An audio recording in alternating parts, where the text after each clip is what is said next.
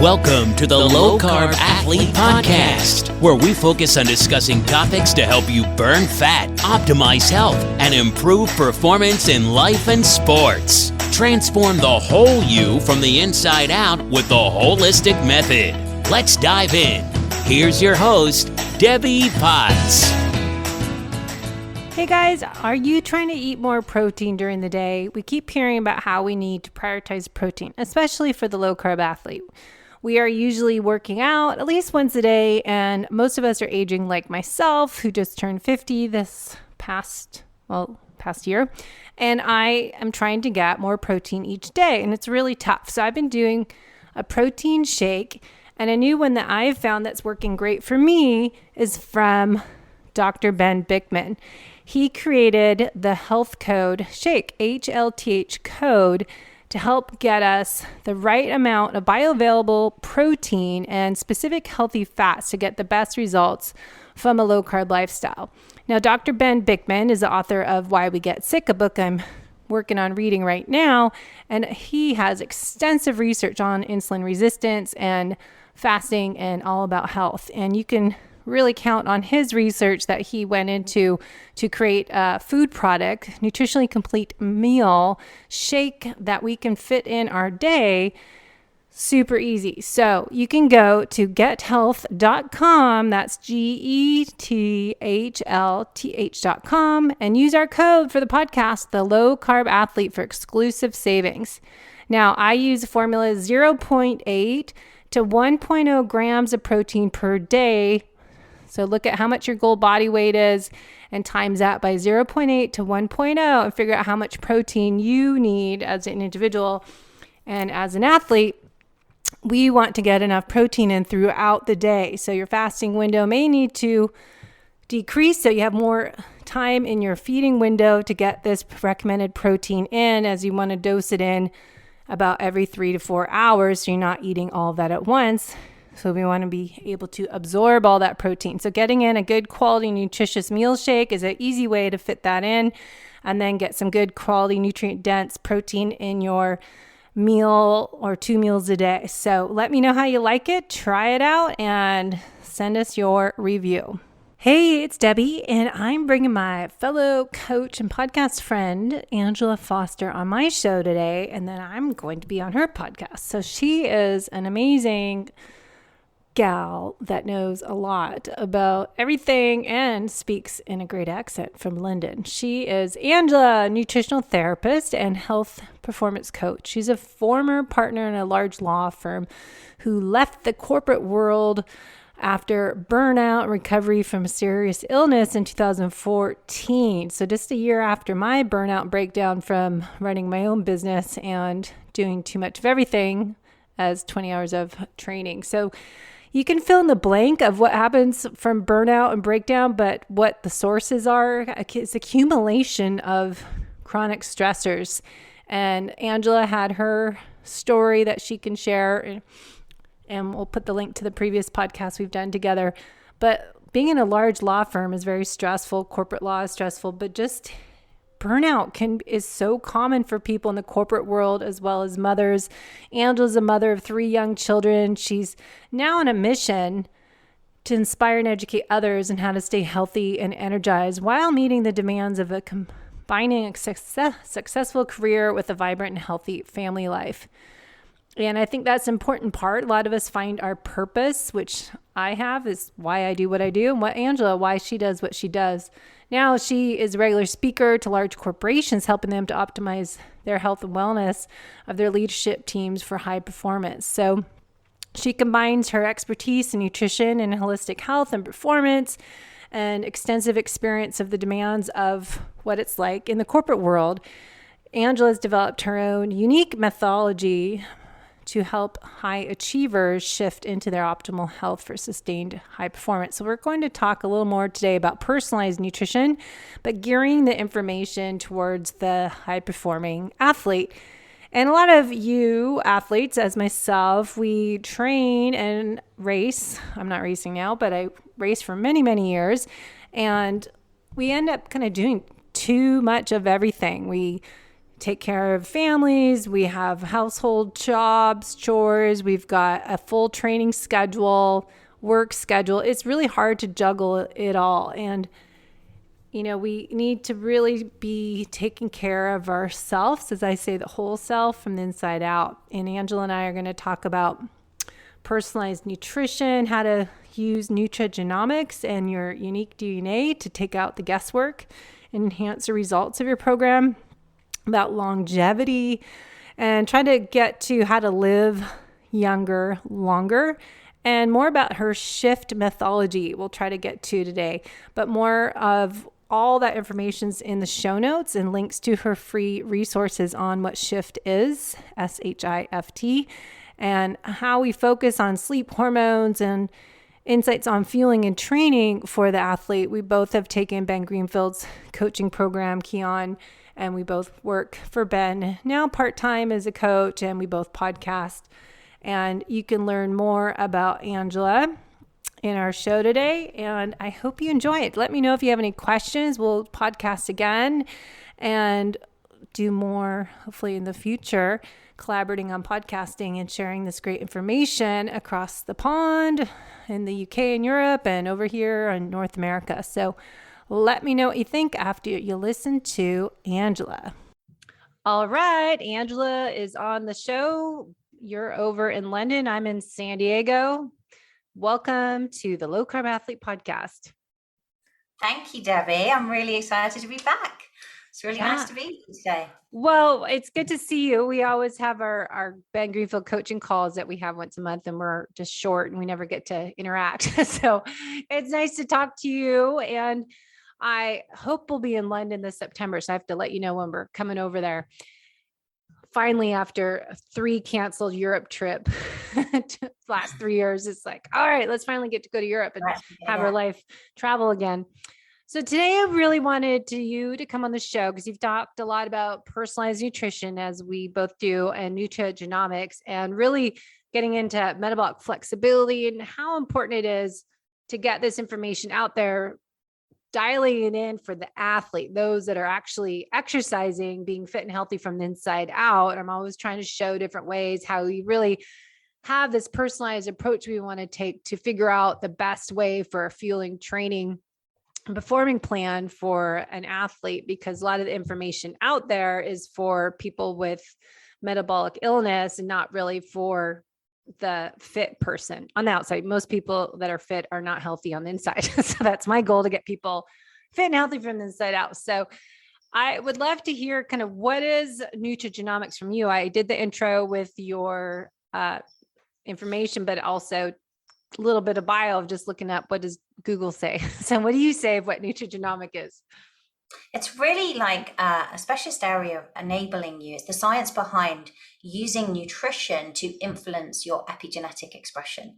And obviously it's one of the greatest things we have control over is over what we eat. And so we can influence this in a positive way or a negative way. And I think that when people start to understand that food is essentially chemical information for our cells, and it's telling our bodies what to do with that information, we can start to really have a different attitude to food. And I think to nourish ourselves like a high performing athlete would do, I think so many of us kind of are always trying to do it just on a very short-term results driven basis. Rather than looking ahead. And I think if you look ahead to some of the sort of greatest athletes that are really achieving the best results, they are incredibly healthy. And one of the things that they do is that they factor in recovery cycles. And I guess that's probably the biggest thing that I see people falling short of, particularly with recreational athletes, because they're often type A personalities, overachievers, and which I love. I'm all like, I'm a type A myself.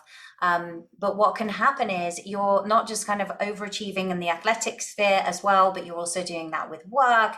You're trying to be super mom at the same time, and it can all just be too much. And I think that when people get into biohacking as well, you can just feel like, oh my God, well, I should be doing that and I should be doing this. And then I've got to layer this in, and it can just get quite overwhelming. And then what I see is usually people come to me where they just had a Dutch test And this is where their results show me on paper that they're definitely doing too much, and there's no denying it. And that's a great opportunity if we can catch it early, that they can actually dial things back a little bit and they'll see enhanced results. But unfortunately, as you know, Debbie, they can come to you a little bit late where you're sort of verging on that burnout stage, and that's a much bigger thing to sort of turn around. Yeah. And that's what we're both, I think, on the same page, is trying to help people prevent where we got to. That you don't want to keep pushing through it and avoiding those red flags for so many months or years that you are in that exhaustive phase, not in just like, I talked to someone this morning that they said, oh, they fixed it in 4 months. I'm like, oh, it took me 8 years. So it's really how to catch those early red flags now to when you need to course correct and listen to your body. But I think that's what I'm seeing, a pattern of people, I was saying in the intro, doing too much of everything because we are that driven, ambitious, high performing, high charging individual that you say, oh, biohack, cold therapy. All right. Biohacking suggestions that we need to do the sauna and we need to do breath holding work and walking and all this. So then you get to be so inundated with biohacks that I think everything is just always too much. And I would say the Goldilocks effect, everything to find out not too much, not too little, what's that right amount, create that positive response in your individual body and self to thrive and feel alive and improve the aging process. Yeah, absolutely. And I think if you can kind of live younger at the same time, right, and reverse your biological age, so much the better. But actually what a lot of people are doing is they're kind of hammering themselves a little bit. And they're not actually really getting any younger. They're sort of accelerating that aging process. I mean, I couldn't agree with you more, Debbie. I think if you can understand the mechanisms and how they work and what the research shows, then you can actually apply the appropriate dose. And it's quite interesting with things like cold therapy, for example, that if you look at both the metabolic effects and the resilience enhancing effects, so if you think, why would you do this? There's a couple of reasons, right, in terms of cold exposure. One is it can help to reduce inflammation, enhance recovery. You can also use it because it's going to help boost your metabolism. If you're exposed to cold and you start to shiver, that's going to help you sort of beige off some of that white fat, turn it into more brown fat. That has more mitochondria. You can utilize that for energy. That's a really positive metabolism boosting benefit. And then there's the sort of mental resilience side, right? So every time you turn that shower to cold or you get in a cold bath, you've really got to overcome yourself to be able to do it. And so it's really good for resilience training, and it releases epinephrine, norepinephrine, and dopamine. So it's really, really enhancing in terms of getting you buzzing in that mood. And so obviously is going to appeal to people like you and I who are type A personalities and think, yeah, I've really got to do this. And you've overcome a challenge. And there are benefits definitely from all of those things. And one of the cool things is that is very much a form of what we call eustress, by eustress, EU stress, because it doesn't seem to raise cortisol at the same time. So that's great. So you might think, well, then I should be going and doing more cold exposure, but less isn't more. And I think it's just understanding that with most of these things, there is a bell curve. And with something like cold exposure, for example, it seems that around 11 minutes a week is about optimal. So actually that's not that much of your time. And you can split that to anywhere between 2 to 4 sessions. And what I would say to people is it's better off actually looking and thinking, well, how can I optimize this and do the most time efficient dose possible in the right way, right? So for example, the cold exposure has been shown to be really, really positive for enhancing recovery on any kind of exercise, apart from maybe hypertrophy and strength training. So actually, if you're going to go and do a really strong hypertrophy session, you wouldn't, and you really, really care about the benefits, then maybe because it's sort of open to doubt whether it would influence that in a negative way, you wouldn't then follow that with a cold exposure session. But you could do the cold exposure on the days that you're not engaging in that. So you've maybe gone for like a nice fasted walk or a hike, you're going to come back and have a cold shower. Or for example, you've done some high intensity work. But again, it's like high intensity work. What I see people doing is they love that endorphin release and they want to do it. So now it's like, right, well, I'm not just going to go and do one class at the gym. That's not enough anymore. I'll do a 10K run and then I'll do a HIIT class, or I'll do 2 HIIT classes. And actually, again, like the poison is in the dose. Let's not forget that. So is the benefit. I think it's just like sometimes dialing it back, you're going to see better results. Yeah. Again, less is more. Yeah, I know I know some people doing the, the cold tubs, like the Myzork, how do you say it? The big cold tubs. Yes. They're doing it every day. I'm like, is that really effective to do it every day? And they're doing it for, 10 minutes. And I started thinking of this last year when I started to see, these patterns of people just, you take something and take it to the extreme, like OMAD and this fasting and doing it so much that it's like, all right, it used to be beneficial, but now you're taking it to the extreme. So we always have to find that right amount again, that Goldilocks effect, find out, okay, how much fasting should I do? How many times a month should I do OMAD? How much should I do a fasted workout? And when should I break my fast? And, when do I place the cold therapy and the sauna and all those different hacks that we always talk about? But it's just, finding the ideal day and the ideal week and the ideal monthly schedule for an individual, I think is really fun to map it all out, especially with the cycling female, and really look at, okay, when is the best time for you because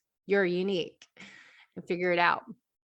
Yeah, I agree with you. And I think that's something actually interesting you touch on there is what I talk about in my programs is building a foundational schedule. And I think if you can build a foundational schedule, you can start to put the things that are important to you in place first, and then everything else sort of fits around it. But it allows you to have that really good helicopter view and think of the week and think, okay, well, how many days am I going to do cold exposure? If I know, for example, that 11 minutes is around about right, then how am I going to split those sessions, and on what days that going to work, and how will I fit that in around my workouts?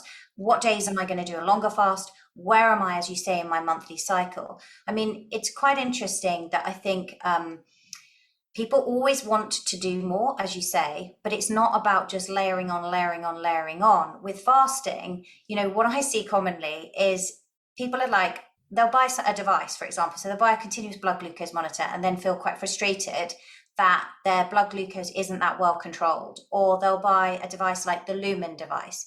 And Lumen will basically, it looks at your respiratory exchange ratio, and it will tell you whether you're in more of a fat burning mode or a carb burning mode or both. And they'll score you between 1 and 5. So 1 is you're burning mostly like all fats, to 2 mostly fats. In the middle, you've got a bit of both. And then the other end of the spectrum with the 4 and 5. And I see people come to me and they're like, I'm so frustrated. I've got a Lumen.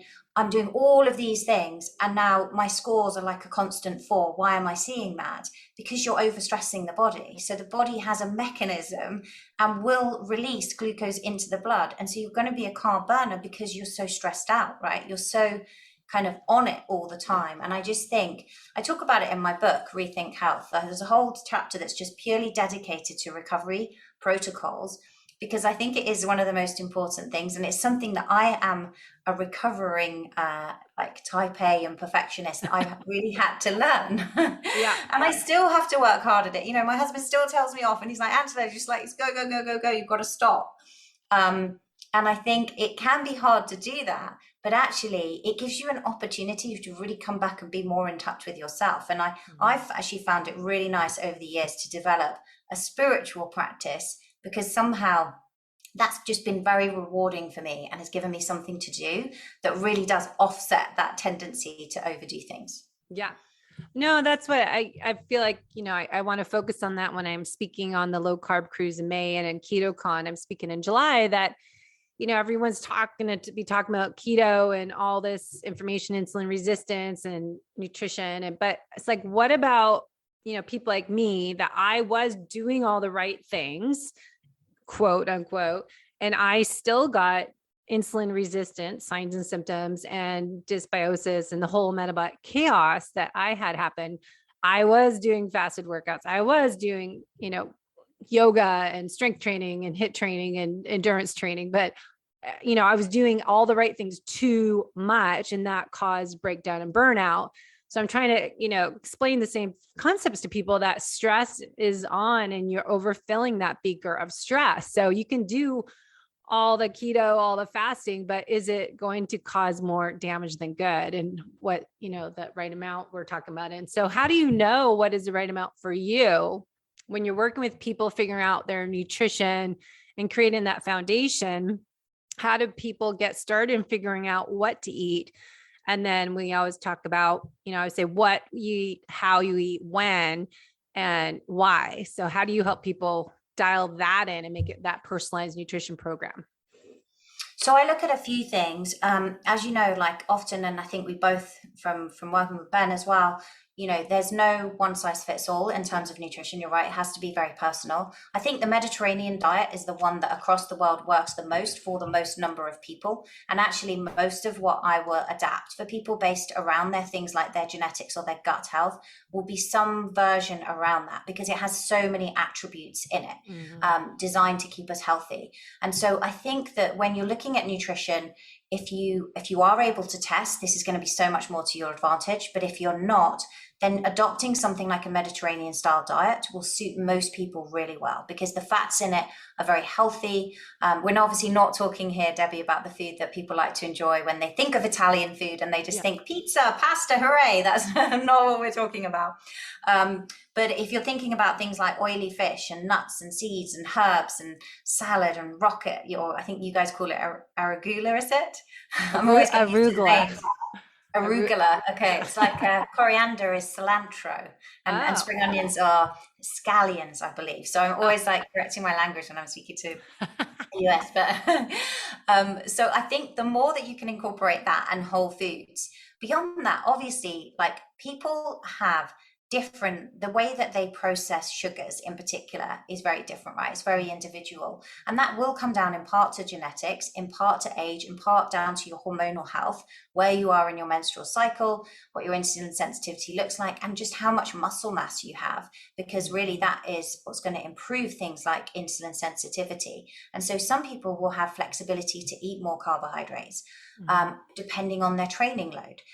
Some people who are training really, really hard, athletes in particular, are going to be needing more protein to support those demands than the average person. So I think that I factor in those things. And then often I will look at a full suite of panels, the same as you. So you'll look at genetics, you'll look at their gut, you look at something like the Dutch test for their hormones, any kind of blood work they have in terms of triglycerides and cholesterol, and then formulate that plan appropriately for them. But the main thing is that they should be, I think for anyone listening to this, what happens is your body becomes very well adapted to anything you're doing. So when we were talking about the cold exposure there, people can go in and they can spend 5-10 minutes in a cold bath every day. The thing with that is you've become adapted to it. And so your body isn't necessarily getting the same stimulus from it anyway. I love the way Andrew Huberman talks about it because he talks about climbing walls. And I think if people can see it in this way, and he has a whole podcast on it, it's much better to think of it in those terms. So what wall do you have to climb? Well, first of all, getting in, usually there is a wall, unless you now love it, that you've got to climb. And then if you're staying in a bit longer, there's a wall to climb. If you've got to turn the temperature down, for example, if you're in something like a shower, that's another wall to climb. But ultimately, whether it's your exercise, whether it's your fasting, whether it's your cold exposure, you want to be challenging the body in different ways to create a response, but in what we call a controlled dose, so that you are recovering, but you're stimulating enough. And I think one of the common mistakes is that sort of perpetual pushing, but almost never pushing hard enough and never recovering enough. Yeah. And I think that's where you can get frustrated. And that shows up commonly in carrying about another 10 pounds that you shouldn't be. Belly fat always tells me that someone is either not managing their blood sugar or their stress or both. And if you're not managing your stress, you're not managing your blood sugar. And maybe you're having poor sleep. And I think those would be the first signs when you start to look.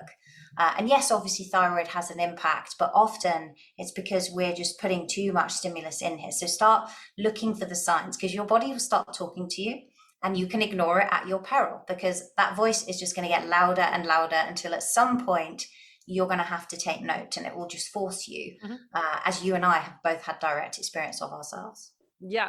It's funny because I say the same thing. It's like, I was doing Ironmans, for so many years. And I would say the story that I wasn't getting more fit. I was so used to doing Ironmans from 2001 to 2012, 2013, I stopped being able to race, but because I was forced out because my adrenal stuff, but I always say, like, I got so used to going for a 5-hour bike ride. I didn't lose weight from it. It wasn't, the best way to really lose weight. People think exercise more, eat less, but actually my body adapted to that extra exercise, that endurance work. So it really didn't change anything, but added more stress. But so I want to ask about, what do you look at genetic wise? Do you have certain markers, or do you use a program like my DNA Fit we've talked about before, other programs? What do you like to look at?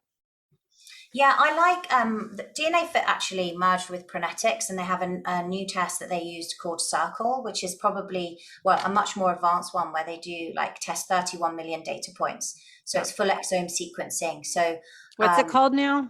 it's Circle? Circle. They have DNA Fit as well, but they Okay. have one that tests many more points. So you can look at things like cancer risk, for example, interaction with medications, how your genes interact. You can look at family genetic diseases that can be passed to you, that you can pass on. It's a really in-depth test, but it's presented in really usable data. I think in a usable format. I think a lot of those tests are really difficult because people get this raw data and they're like, well, what the hell do I do with that?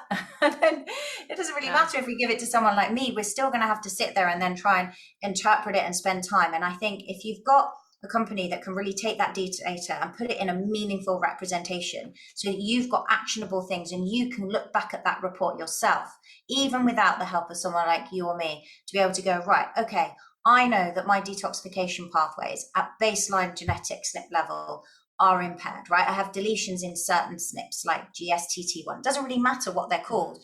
Those deletions are there.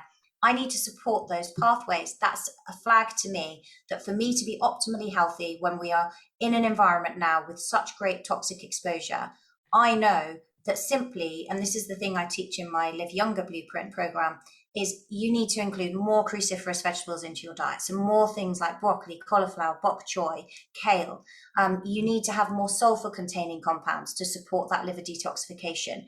So, things like the allium family, leeks, garlic, scallions, as you call them, things like that are really, really important. Okay. And so I think what people need to do is, again, let's just make it really, really simple. If you have this, how can you positively influence the expression of those genes and give yourself what you need? And nature is very good at doing that for us. She gives us all of the compounds that we need to support our health.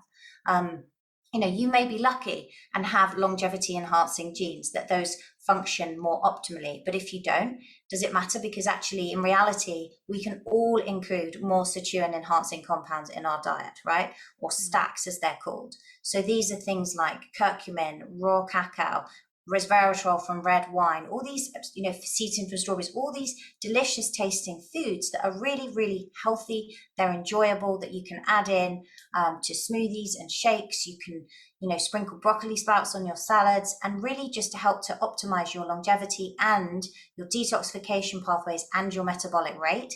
And I just think we just want to break it down, make it simple, make it practical, and make it doable for people, because that's really the whole idea. Everyone loves data, and it's amazing to look at a set of labs and go, oh, I didn't know that about me, and that about me, and that about me. It's like, yeah, but if you're not going to do anything with it, it doesn't really mean anything. That's kind of how I approach it. Yeah, I think the labs can be confusing for people. That's why you need someone to interpret all the results and look at the whole picture, not just one lab. That's why we always do multiple labs, and you have to invest in your health, but it really can give you more specific plan of what's going on when we identify what's going on under the hood. But I think genetics is such a good, something to add to that investigation, to really look at what we should look out for. Is not, the epigenetics is that lifestyle you're having as well. So we want to look at the whole picture.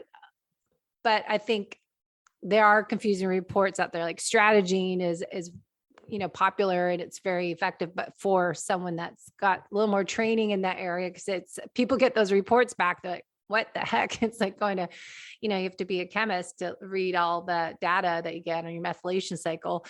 So I was like, simple, well-presented DNA Fit type of apps that they have, and you can kind of get that information for the client to look at their nutrition, their exercise. But yeah, the stress and the sleep and the caffeine and all that information is good, more additional clues to put into their protocol.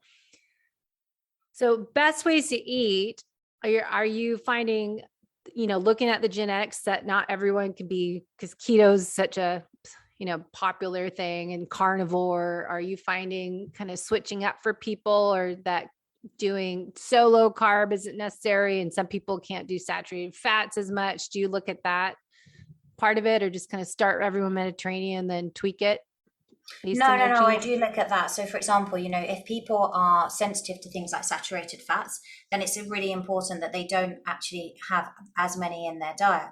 However, what I would say is the metabolic benefits when people start to optimize with their genetics, kind of speak for themselves. When I find that some people will come to my programs, for example, and they'll think, well, actually, I'm okay. I'm pretty fit. I don't have a lot of weight to lose.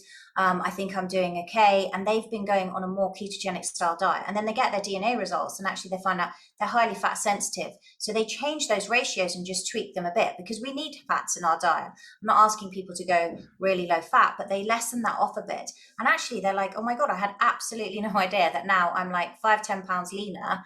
And I feel better. I look better. I've got more energy just because of the way their body was processing these things. So I think it works really well as a baseline. But then, as you say, I think looking at things like gut testing, Dutch testing, organic acids, certainly in someone who's got very, very low energy, is really important, because when we're looking at those tests, they're telling us what's going on in the here and now.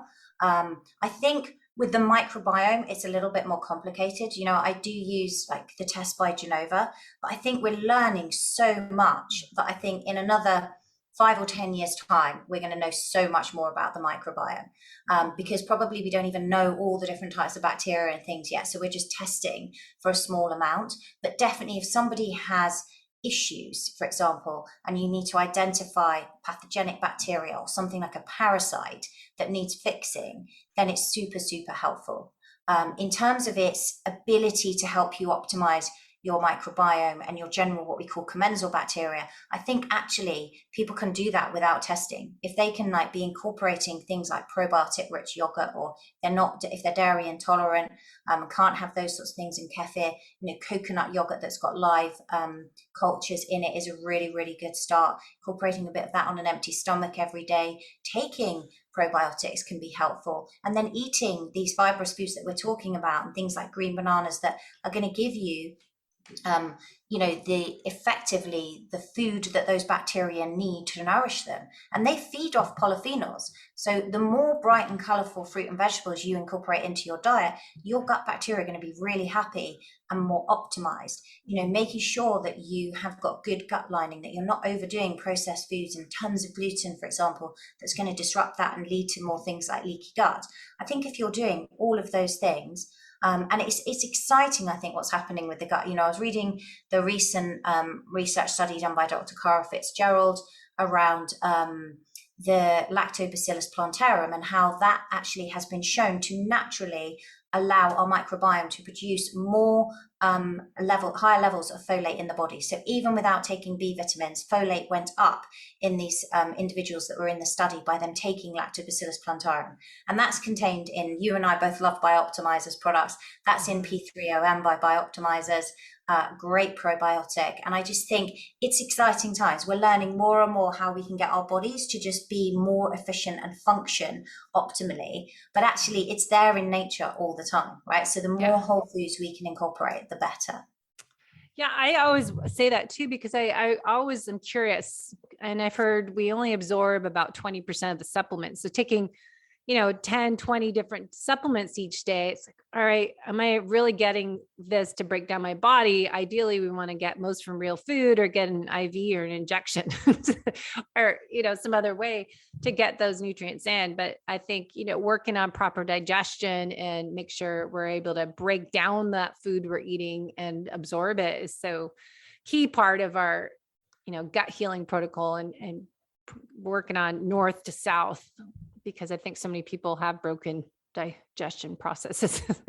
Yeah, I agree. I think they do. And having good elimination is really important. It's not, your doctor might say, oh yeah, it's really normal. There's just some people that only go to the toilet every 3 or 4 days. And it's like, well, yeah, but you're probably not detoxifying very well if that's what you're doing. What's common isn't necessarily normal or healthy, right? That's the thing. I think that's what, understanding that difference. Yeah, what normal is versus optimal. And that most people come to, they're not having regular bowel movements they're more constipated than having too many bowels. That's for sure. That, we were working on a detox protocol with different clients I have right now. And they, I've learned, always open up the drainage pathways first and kind of prep the liver before you do any type of program, even switching to be more higher fat, low carb food plan, because you need to be able to detox. And I think so many people have congested liver and they are not having effective drainage pathways as, pooping everything regularly out. So just those toxins recirculate in your body. But I find that more and more common with people, and they don't think there's anything wrong with that. You have to really red flag if you're not pooping regularly, people. You got to talk about your poop.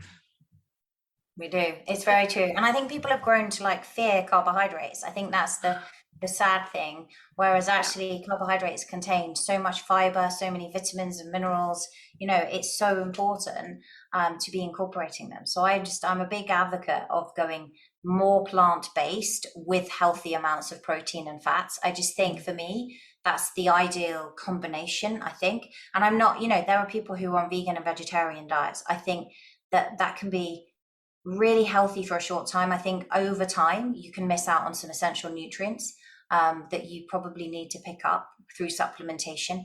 But it's not always obvious in the beginning, but I understand why people would want to do that and respect that decision. But just be aware that you may need to do some supplementation. Yeah. I know people always freak out when I have them take all this stuff. I'm like, you gotta start with this and then we'll break it down. But so how do you define metabolic flexibility and, getting there? Because I think we keep talking more and more about variation, not doing, as we said earlier, anything too much. So being too low carb, as you're saying. I've done a lot of shows on this with Rob Wolf talking about, strategic carb timing, and Peter Defty, we've talked about this as well, that people have gone to villainizing carbs and doing too much fat and not enough protein and doing, you feel guilty if you have a carbohydrate now. And so it's just like, all right, carbs are not all evil. It's what we eat, but also when we're timing them, but also, mixing things up. So if you are metabolically flexible, whatever that means, you can explain that to us in your words. And then, how do we switch things up so we can have the fat fuel tank and the carb fuel tank? So, with your definition, metabolic flexibility, you've done some courses on this. So you did a recent workshop. So how do you explain to people what is metabolic flexibility and why should we have it? Yeah, so it's a great question. And I think, as you say, people have been focusing on how do I get fat adapted and kind of fear the carbs. And that's all they're sort of focusing on. Whereas metabolic flexibility really, I think, is kind of king, if you like, because that is really your body's ability to burn fats and carbs on demand. And if you look at children, when we're born, we're pretty metabolically flexible. So you can see a young child playing, they get completely absorbed in what they're doing. They are burning fat. Now, if you leave them too long, there's going to be a meltdown eventually, but they can be so focused on what they're doing that they don't notice. They're not like some adults, for example, who I think, feel they've got to eat every couple of hours and they can't focus and they're on this sugar roller coaster. But I think because of that and people's awareness around that and things like insulin resistance and type 2 diabetes, we've all kind of transitioned a little bit too much the other way, where we're thinking, well, I must just be fat adapted all the time, constantly. And that can lead in some people to a down regulation in things like thyroid function. It can lead to an elevation in stress hormones, where actually, as you say, you can still develop insulin resistance. You can still end up with poor blood sugar control because your body's now under high stress. So really what you want to do in terms of metabolic flexibility is teach your body to be able to burn fats and burn carbs effectively. And when I say burn carbs effectively, what I mean by that is be able to use them to fuel your training sessions so that you can actually work out and perform as well as you want to, but then be able to transition back into burning fat in between. So when someone isn't well adapted, what's going to happen is they're going to eat carbs, the blood sugar goes up, insulin spikes to take the glucose out, which is very natural and needs to happen. but then you get a crash. So now they're sort of craving more. And you'll see that because people will say, well, I can't eat carbs because as soon as I eat carbs, now I'm just craving carbs all day. And there is an element of that, right? You will crave what you eat. So I'm not suggesting that you start your day with croissants and orange juice, okay? That's not what I'm suggesting. However, incorporating healthy whole food choices of your carbohydrates gives you that fiber, gives you all those important vitamins and minerals that we get from those plants, and can help to improve satiety, but also help your body communicate a sense of calm, help with things like serotonin production. It's going to help you to sleep better, help you feel more relaxed, particularly for women, and not do necessarily really elongated fasts and then strictly ketogenic diet, where I've seen women actually go into menopause early. And I know it's early because what happens is when they stop it and they bring carbs back in, their cycle returns. And I think it's about understanding, like, your menstrual cycle is so important. This is building bone deposits, brain deposits, metabolic health deposits for your future. So the more ovulatory events you can have pre-menopause, the better, and you want to optimize that. So I think that really achieving metabolic flexibility is king. And so if you are on a more ketogenic style diet, I tend not to eat lots of carbs during the day because I feel like my mental function and concentration is better. But then cycle out of it in the evening, have some carbs, enjoy it, you're going to sleep better. But then say, for example, you feel like, well, maybe you've indulged a bit, right? You've had some friends over for dinner, you've had a couple of glasses of wine, maybe you've had dessert, and now you feel like you're in a really glycogen replete state. Often what will happen is you'll wake up hungry in the morning, whereas normally you wake up and you're fine without any food. You wake up hungry because you have turned into a little bit more of a sugar burner.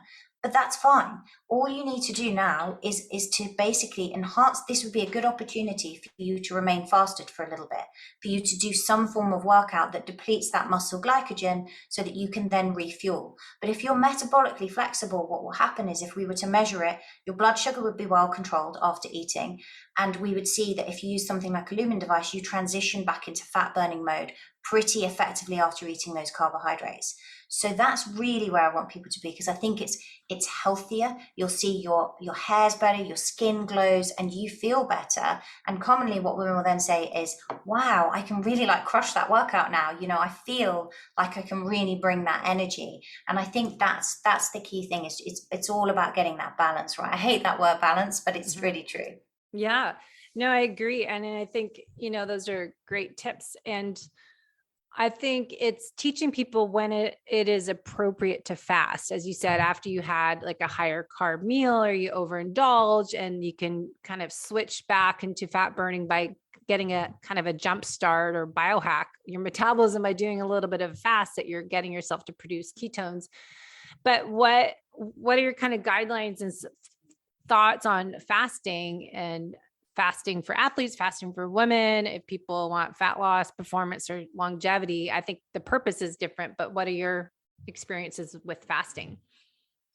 So my experience is very individual, actually. And I think it's very individual in terms of women's menstrual cycle as well. So some women, they feel very differently. And I would encourage all women that are still in their menstruating years to track their cycle and to understand what's going on, because actually we've been gifted with this infradian rhythm, and every single month when you have your period, it's an opportunity to look and see what kind of health you're in. So if you've got a really regular cycle, you've got no real PMS, you haven't got heavy bleeding, your period is red in color, it's not super clotty, it doesn't last a long time, you've probably got fairly decent hormonal balance. You're not getting masses of breakouts and things. But that isn't the case for many women. Many women are really bloated or have really bad PMS that I see, or they've only got 2 good weeks a month, or they are really struggling with heavy bleeding, or they feel like, particularly in perimenopause, they're bleeding all the time. And so if this basically tells us that there's a degree of sex hormone imbalance. So if you're then fasting for elongated periods of time, this is going to disrupt this further. And sometimes then it's about really just supporting that HPA access, as you know, Debbie, and actually having more carbohydrates, having more recovery is a really big part of that. Maybe doing more zone 2 training, for example. So, looking at your menstrual cycle and thinking, well, I know that once I've ovulated, at the end of the month, I want to be optimizing progesterone production. That probably isn't a good time to be doing really elongated fasts and high intensity interval training, or even super maximal training, or what some people will do is all three of those things at the end of the month. It's probably not an ideal thing, but the natural thing that women think is, I mustn't push myself on my period. But that's a misconception. If you don't feel good in your period, then fine, don't push yourself, right? You want to build that blood back up because you are losing things like iron, for example. However, if you feel good, you are most like a man at this time. You are most like a man. So why would you not go out and crush your workout if you're feeling good? You know, I think Paula Radcliffe, the British runner, actually broke an Olympic record on the first or second day of her period, right? You can push yourself at this time. It's actually the bit in the lead up to your period from sort of day 21, 24, that this is a really sensitive time, 21 really. And so it's about understanding your menstrual cycle and how to optimize around it. And then putting in foods that actually support you in that menstrual stage. You know, I break it down into 3 stages really, because you've got the follicular, which includes your menstrual, and then the follicle ripening. So that's kind of that first 10-day period. And then you've got the ovulatory period in the middle, and then you've got the luteal phase. Now you could break those down into menstrual, follicular, but that's actually part of the same. You could break down the luteal into the phase 1, phase 2. But if you think of it in 3 bulks, actually it's sort of easier, because really what you're going to do is fade in and out of stages with each one, right? So as you come in and you're menstruating, the first day you might feel a bit off, but now you're starting to build up, the energy's building up as you get to ovulation, and then you're not going to suddenly go, oh my God, I've ovulated, stop everything, that's it now, I'm just going to sit back, do yoga, meditate, lie on a beach somewhere. You're actually going to try and, you wouldn't get results, would you? You've got to continue your training, but you just want to slowly be lessening off during that process. People can go to my website, actually, angelafosterperformance.com/hormones, and you can download a free hormone guide where I talk about this and energy and creativity as well, and how to optimize things like your creativity and productivity around it, and different foods and the smoothie recipes. But essentially, I would say with fasting, just understand that you, as Dr. Stacey Sims says, you are not a small man, and therefore what works for your partner doesn't necessarily work for you. And I think, if he's doing a 18 hour fast and his mental cognition's through the roof and he feels amazing, but you on the other hand are doing an 18-hour fast and a HIIT workout and you're just like, oh, on your nerves and so highly stressed, it's probably indicative that your body's under too much strain. So I would just say, come with this with an air of curiosity and journal on what works. The life cycle of an egg is around 100 days. So anything you're doing is going to take a few months for you to really see those changes. So the results that you have now are from what you've been doing for the last 3 months or so. So let's look ahead and see, well, if you tweak things and change them, what kind of results can you get in 3 months' time? You can also eat more carbs at the end of the month, right? So this should be playtime. You can relax, you can focus more on recovery protocols, and you can eat more carbs because you've got better insulin sensitivity and more, you've got the ability to burn more calories, right? So actually this is a fun time, enjoy it. And I think if we can embrace it a little bit more, so much the better. Yeah, I actually yesterday was working on mapping it all out for the female, for their exercise schedule each month, nutrition and fasting window, and try to write that into an article, because it's so fun, actually, I think, to really look at your whole 28-day cycle, 30 days, and look at, all right, let's use training peaks to schedule their workouts and then change their nutrition. And like Dr. Yannicka Beck has this lovely new book called Menopause, that doesn't matter if you're male or female or going through menopause, that it's really great way to look at when to put pause on a nutrition program and switch it up. And so it's a great book to get to look at, all right, I'm doing this program on this, first week of my cycle, I can do more keto. And then the last week of my cycle, I can do more of a carb refeed week, and then match that with my exercise. That's my kind of restorative recovery deload week, and really find the best days to really hit the weights heavier and do more HIIT training those days. And so it's really fun, something I was trying to work on. But a couple other things. That's amazing. Yeah, that's brilliant. Well, it's fun for athletes. I think, for females and males, it's the same thing. You can be specific, but women, you can be so specific on what to do when and why and how long and everything. So it's cool. But again, like Dr. Stacey Sims, she says, as you said, women are not small men, so it's totally different for him, but she's also against fasting and against low carb.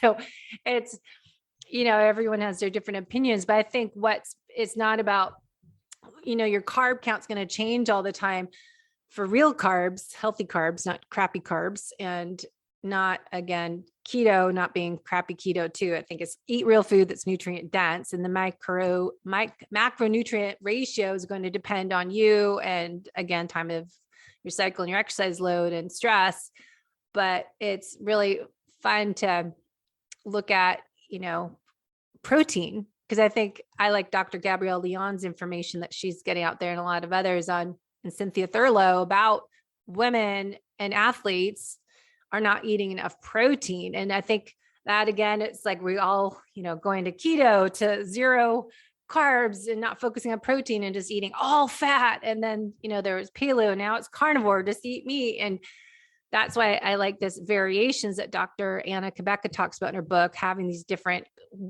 weekly food plans that you're carnivore, you're carb, you're vegetarian. And then just having, getting enough protein in. But we've been talking a lot in our coaching group. I know I was trying to figure out, okay, if you're trying to get, say, 130 grams of protein a day, you got to really figure it out, because I think people are doing OMAD so much, or 2 meals a day, and they're doing this so restricted eating window. You can't do that if you're trying to get 20 to 40 grams of protein, 30 maybe grams of protein every 3 to 4 hours. But if you're only eating 1 meal a day, it's not going to happen. And if you're eating in a 5-hour window or 8-hour window, it's really hard too. So it's, how to figure that out for athletes, because I think people are fasting too much, eating incorrectly for their lifestyle. I agree with you. And I think they resist it because they believe like the fat adaptation and the ketogenic diet is giving them those results and that concentration, but then also they're not necessarily sleeping that well. So there's indications it's not going too well for them, and they're feeling quite stressed. And I think you make a very good point there, Debbie, around the fact that they do need to be getting more protein. What I found is as soon as people start to eat more protein, they realize that, oh my God, actually my cognition is so much better. Because let's remember, protein gets broken down into amino acids, which are going to be the building blocks of those neurotransmitters. So it's actually going to really benefit you. And sometimes I'll find, even just essential amino acids mixed with a scoop of creatine is a wonderful nootropic in itself in terms of enhancing mental performance. So I think protein, I am a huge fan of Dr. Gabrielle Lyons, and I think, and her work, and I think we shouldn't fear the protein. I think protein and carbs have always been a very big part of most athletes' nutrition. And I think we sometimes need to sort of go back to the roots on that. I think it's really, really important. I think the other thing I would say as well is, recognize you're an individual in every sense, right? We've talked about different fasting protocols, different cold exposure, different nutrition plans with things like genetics. We talked about the menstrual cycle. Also think about your circadian rhythm. Everybody is very, very different. So how are you going to optimize things in relation to that when you're building this foundational plan? Because the more specific you can be and the more regular you can be with your sleep and wake time, the better. But just because, again, like we were saying, one fasting protocol might work for one person, one type of diet might work for one person, isn't necessarily going to work for you if your friend or partner wakes up and crushes a workout at 5 a.m. because you might not be an early morning person. And what I found is people are then very prone to injury. So they think, well, I've got to do this and I've got to go out for this run before work. And this is how it has to happen. Again, typical type A personality. However, they end up injured all the time. And recognize that, there are things that happen. So for example, your body temperature is at its coolest roughly 2 hours before you wake up. And so when you're going to, if you recognize that, if you're an early morning person, then you probably can crush a workout. However, somebody who is naturally waking up about 4 or 5, working out 6 a.m. is going to be fine because their body temperature is rising pretty nicely because their lowest body temperature was around 2 a.m. Whereas you're someone who maybe is naturally waking up without an alarm, if you don't use one, at 6, 7 o'clock. Well, your body temperature is maybe not dropping its lowest till 4 or 5. So if you then cold try and go and do that workout, you've got a high injury risk. And you'll know if this is you because you'll be that person who's like, why is it that I have to spend so long warming up and this other person's fine and they can just get going? because they're warmer. And I think just be kind to yourself, right? Cut yourself some slack and begin to think, right, actually, how can I really optimize this? Maybe if I just forget the fact that, it's a kind of alpha driven thing to do this at 5 a.m. Maybe I could just do this at a different time that's more suitable for me and my metabolism and my circadian rhythm, and understand a bit about that, and then start to optimize around that. You're going to see so much better results when you start putting these things together. But yeah, just really, really treat yourself like an individual.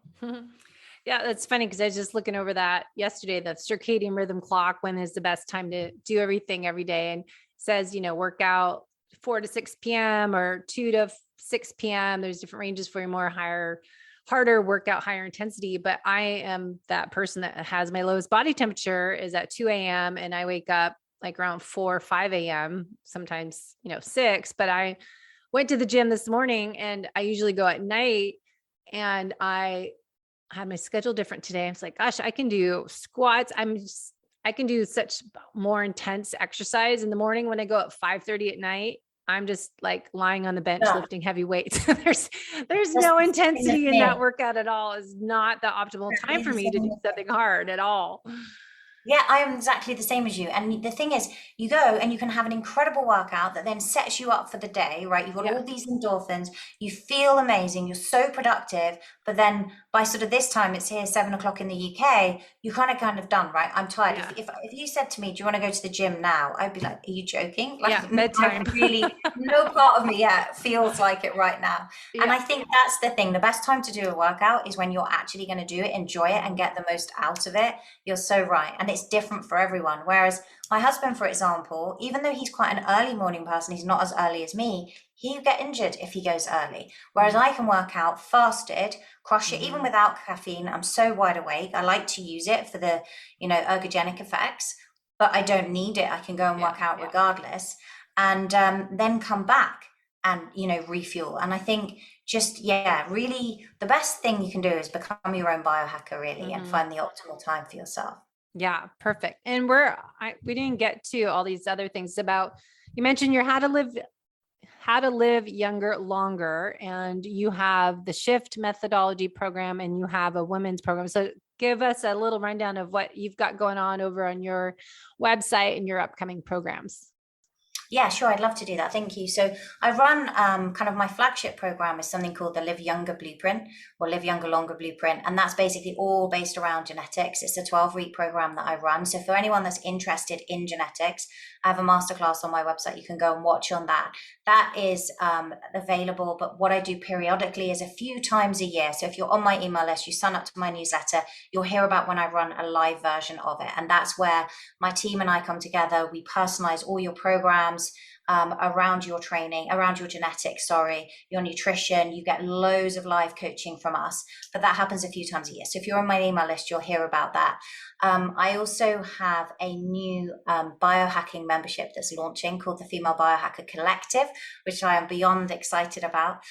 So if people are interested in that at the moment, it's a case of just expressing your interest, because we're going to open it to a closed small group of people to begin with. So you just go to bit.ly/female-biohacker, and you can find everything there. My S.H.I.F.T protocol, if you want to kind of get an idea of where you are on sleep, hormones, insights, fueling your body training, which is the whole S.H.I.F.T program I do, I have a free health check you can do, and you get a personalized report. So you just go to yourtotalhealthcheck.com and you can get a free report there, and it will score you in every category and give you personalized recommendations on how you can improve. And then other than that, it's just kind of find me on Instagram, in my Facebook group, Female Biohacker. I love connecting with people. This is like my life. This is what I do. I just love it, and helping people get healthier. I think you and I share the same mission, Debbie. If we can help more people get optimally healthy and really live their best life and avoid things like burnout, then the world will be a better place. Awesome. I don't know how you do that all when you're working on less is more. Taking care of yourself, you're this ambitious, high-performing individual yourself, and you coach part-time for our friend Ben Greenfield too. So you are a busy lady. I am busy, but fortunately, I have good team and systems to help me do it. So Good. Well, thanks so much. We'll put all the links in the show notes so you guys can reach out and also listen to your great podcast. And we'll hopefully see you. Are you coming across to the US anytime in the future? I want to actually. I'm looking at it. Maybe in the summer. We're thinking about it. I was going to ask you if you were coming to the health optimization in London in May because I'm speaking at that. But it sounds like you're not coming till September. No, we can't get over there. I have Paleo FX I'm going to, and then there's low carb cruises middle of May that Dr. Ken Berry's putting on. But half the speakers you have to be. Well, not everyone can make it on the cruise, but then. KetoCon in July. So September, I should be in Europe, hopefully. Well, let me know if you're here. Yeah. And I'd love to have you back on my show, Debbie. All right. Anytime. It's fun to chat, shop. Yeah, it's really fun. Thanks for having me on. Thanks for listening to the Low Carb Athlete Podcast. If you have any questions, feedback, or topic suggestions, let us know on Facebook or at debbiepotts.net. You can help us to continue to grow by leaving a review on iTunes. Thanks again, and we'll see you next time.